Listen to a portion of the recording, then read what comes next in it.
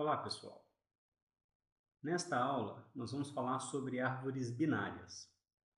Bom, uma árvore binária é uma árvore cujos nós têm, no máximo, 2 filhos, ok? Com isso, nós podemos afirmar que a árvore binária tem grau 2, ok? Em uma árvore binária, cada filho é designado como filho à esquerda ou filho à direita, ou nó filho à esquerda, nó filho à direita, ok?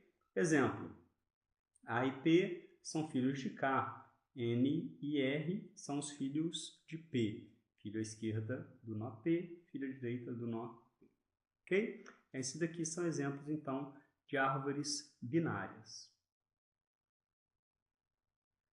Bom, vamos falar aqui sobre a definição de uma árvore binária, tá? Então, uma árvore binária T é um conjunto finito de elementos denominados nós ou vértices, tal que, se T for vazio, a árvore é dita vazia, ou seja, se eu não tenho nenhum nó, árvore vazia. Ou existe um nó especial R, chamado raiz de T, e os nós restantes podem ser divididos em 2 subconjuntos disjuntos, ok? O T, né, os filhos à esquerda de R e os filhos à direita de R, ok? Que também são árvores binárias, tá? Então, essa é a definição de uma árvore binária. Exemplo aqui de uma árvore binária, você pode ver que o número máximo de filhos de um determinado nó são 2. Aqui o B tem um só, o D tem um só, o G não tem filhos, então nó folha, ok? Você pode ver que o grau máximo aqui é 2. Esse é um exemplo de uma árvore estritamente binária, ok? Em uma árvore estritamente binária, cada nó possui 0 ou 2 filhos. Não existe um nó que possua somente um filho. Por exemplo, eu não poderia colocar um filho aqui para o nó B. Ou é 0 filhos, como está aqui, ou 2 filhos. Ok? Temos também as árvores binárias completas, né? Então, se V é um nó, tal que alguma subárvore de V é vazia, então ele se localiza no último ou maior nível ou no penúltimo nível, ok? Então, eu não poderia, por exemplo, retirar os filhos D e G do B, essa árvore deixaria de ser uma árvore binária completa, ok? A árvore binária é cheia, ok? Se temos alguma subárvore de V vazia, então V se localiza no último ou maior nível da árvore, ok? Ou seja, neste caso, V é um nó folha. Então, para a árvore binária ser uma árvore cheia, eu só posso ter não ter filhos nos elementos que estão no último nível, né, no maior nível da minha árvore. Okay? Bom, em uma árvore binária cheia, o número de nós do nível I é igual a 2 elevado a I. Ok? Então, nível 0 para a raiz, 2 elevado a 0, 1, um elemento. Nível 1, 2 elevado a 1, 2 elementos. 2 elevado a 2, 4 elementos. 2 elevado a 3, no nível 3, total de 8 elementos. Então, isso daqui é uma propriedade interessante para a gente, ok? Por quê?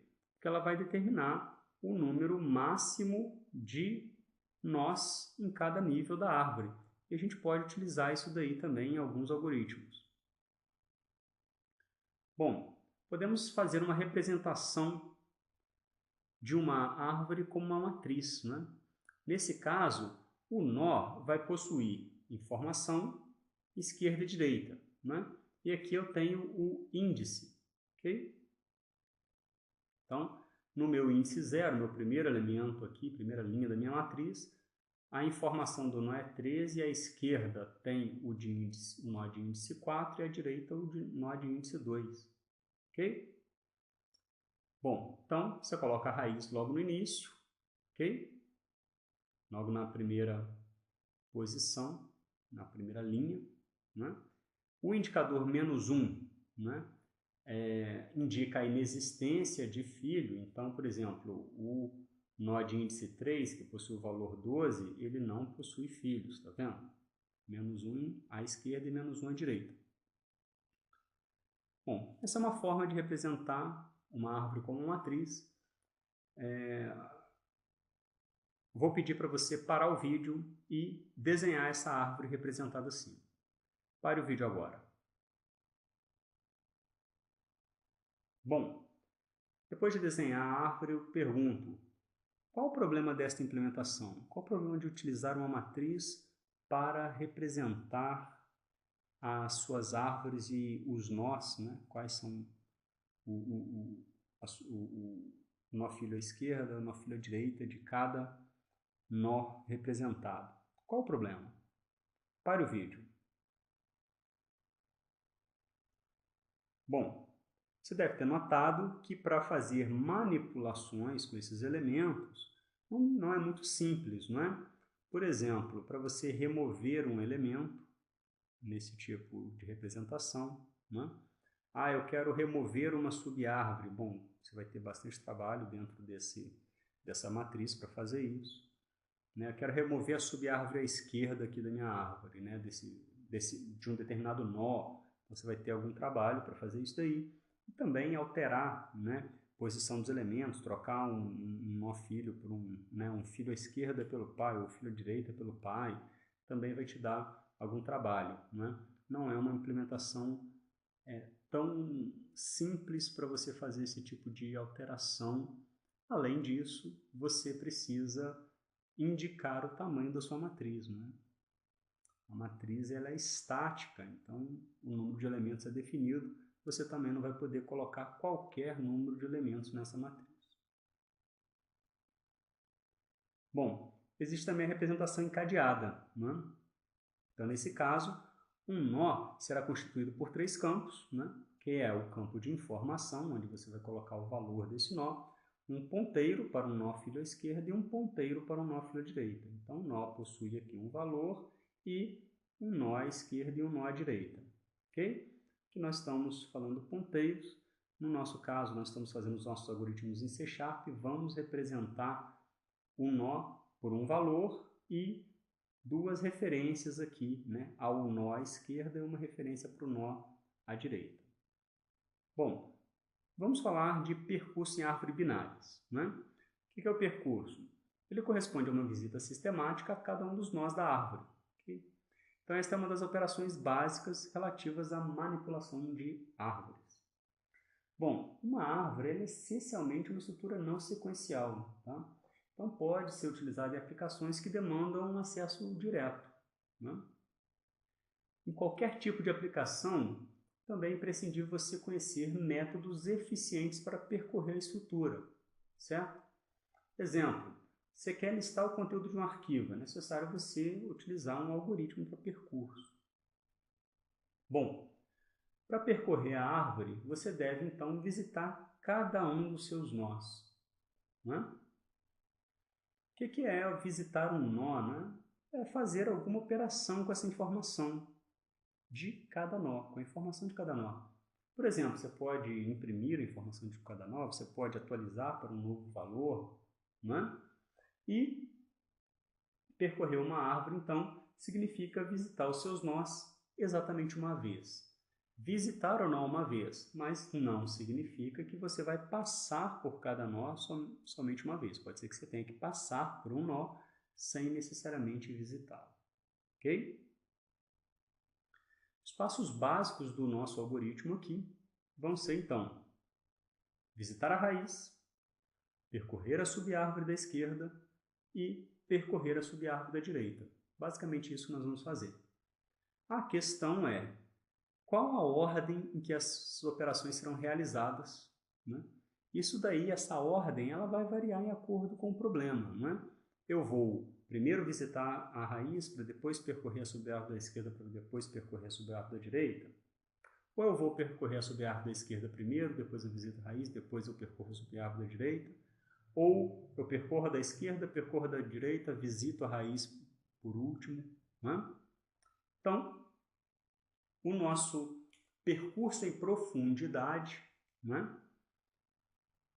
O algoritmo dele é basicamente esse daqui. Você vai seguir o tanto quanto possível à esquerda, depois você vai mover para trás, até a primeira encruzilhada, dar um passo à direita e, novamente, seguir o tanto quanto possível para a esquerda. Ok? Você vai repetir esse processo até que todos os nós tenham sido visitados. Então, nosso percurso em profundidade vai envolver 3 tarefas, que é visitar o nó, percorrer a subárvore da esquerda e percorrer a subárvore da direita. Visitar o nó estamos representando por V, percorrer a subárvore da esquerda L, percorrer a subárvore da direita R. Então, nós temos um total de 6 possibilidades, não é? Nós podemos visitar esquerda e direita, ou ir para a esquerda, visitar e ir para a direita, ou ir para a esquerda, ir para a direita e visitar, ou essas 3 outras opções aqui são iguais. Essa daqui, exceto pela mudança, está antes de esquerda. Tá? Então, quando nós visitamos primeiro o nó, para depois ir para a esquerda ou para a direita, é um percurso em pré-ordem. Ok? Quando nós visitamos a esquerda, quando nós vamos para a esquerda, depois visitamos o nó, depois vamos para a direita, é um percurso em ordem simétrica, né? Ou central, ou também conhecido como em ordem. Quando nós vamos para a esquerda, depois para a direita e por último visitamos o nó, é o nosso percurso em pós-ordem. Então, o percurso em pré-ordem, né, ou pré-fixado, ele visita a raiz, percorre a subárvore da esquerda, em pré-ordem. Né? Ao percorrer a subárvore da esquerda, o que ele vai fazer? Visita e percorre. Visita, então já temos ABD, percorrer aqui, não dá para percorrer, então ele vem no G, visita, não tem o que percorrer, volta, não tem o que percorrer, voltou aqui, então nós vamos C, E, H, I e F. Ok? Este é o percurso em pré-ordem. O percurso em ordem, né? Nós vamos percorrer a subárvore da esquerda em ordem, depois visitar a raiz, depois percorrer a da direita. Então, percorre-se a da esquerda, até não ter mais como ir para a esquerda, visita a raiz. Vem para a direita, percorre da esquerda, não tem, visita, direita, voltou, direita que não tem, visita. Porque eu já percorri toda a subárvore da esquerda, agora eu posso visitar o A.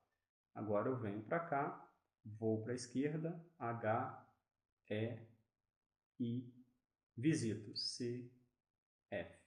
Ok? Então este é o percurso em ordem ou central.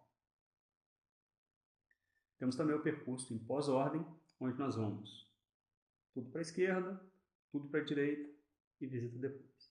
Então, tudo para a esquerda, tudo para a direita, visita. Ok? Já fomos para a esquerda e para a direita, visita. Já fomos porque não tem visita. Então, GDB, agora, tudo para a esquerda, H, tudo para a direita, I,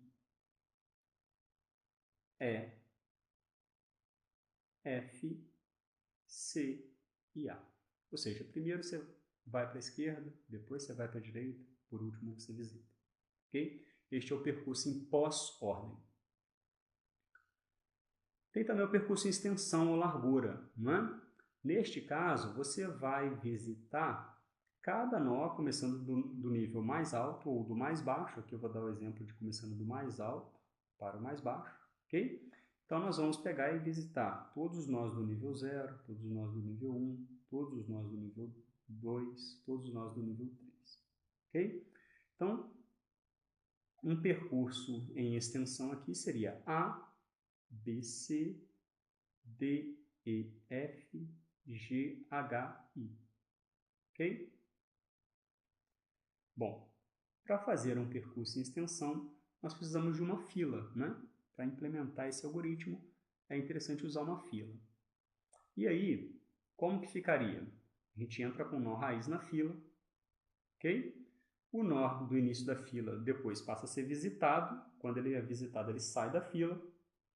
E aí, para todos os nós visitados, nós vamos adicionar os seus filhos no final da fila. Veja como ficaria esse percurso. Primeiro, nós vamos adicionar o A na fila. Okay?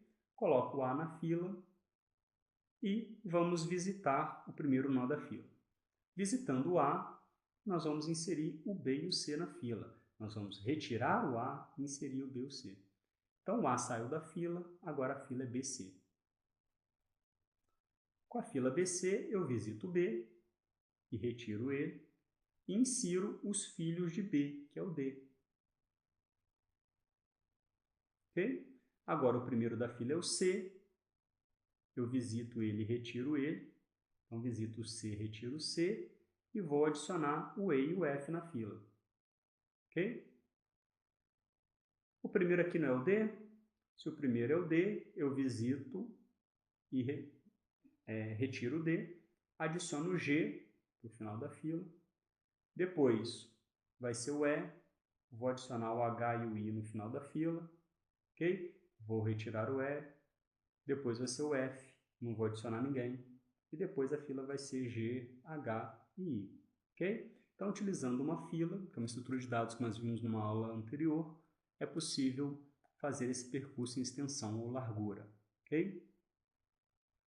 O algoritmo, então, seria este daqui. Se a árvore não está vazia, coloco o nó raiz na fila. Depois, enquanto houver nó na fila, você vai visitar o nó no início da fila, vai excluir esse nó do início da fila. Se esse nó tem um filo à esquerda, você coloca ele na fila. Se esse nó tem um filo à direita, você coloca este nó na fila. Ok?